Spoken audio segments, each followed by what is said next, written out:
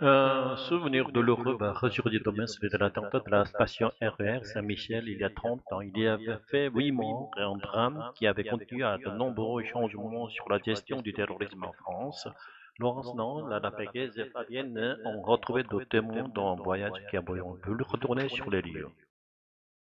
Il y a 30 ans, Cyril Caram s'apprête à refaire son trajet habituel en RER. J'étais étudiant, j'étais en stage d'été, je rentrais tranquillement chez moi. Il y a 30 ans, le docteur Asquette, le médecin pompier, est mobilisé pour un banal incendie. La sonnerie retentit dans toute la caserne, on voit feu, métro Saint-Michel. Mais il y a 30 ans, pour étudiant en droit de l'époque et le médecin réanimateur, la journée n'aura rien d'ordinaire. Les équipes sont sur place. 25 juillet 1995, c'est le chaos à Saint-Michel. Une bombe de gaz remplie de boulons vient d'exploser dans le RRP.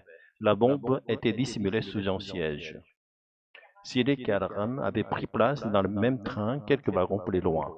On sent une secousse importante, on entend en fait un grand boom. Alors on ne sait pas que c'est une explosion, on pense que ça peut être un problème technique. C'est en fait en sortant du wagon, on s'est rendu compte avec la fumée et les débris qu'il y a dans l'air que c'était une explosion.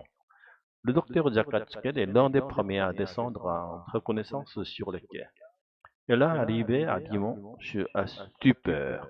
Ce sont des blessures de guerre, ce sont des blessures de bombardement, si vous voulez, des jambes arrachées, des membres sectionnés, j'ai pas de matériel. Qu'est-ce que je peux faire pour eux?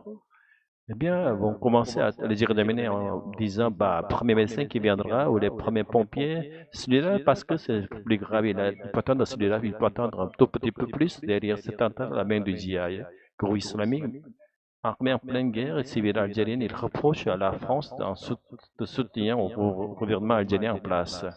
Le plan rouge est déclenché, le bilan est lourd, 8 morts, 200 blessés.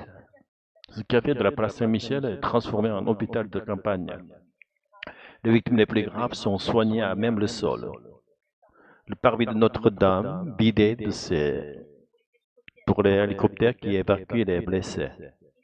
Et c'est la première fois que des psychologues sont dépêchés sur place pour prendre en charge les victimes traumatisées.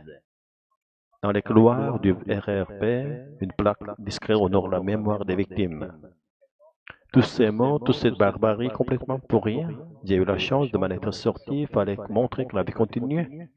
À dire du calendrier, dans 10 semaines, Boran Belsaï, un des terroristes condamné à la perpétuité, pourrait être libre, à condition qu'il soit expulsé vers l'Algérie. Le pays n'a pas encore délivré de laissez-passer.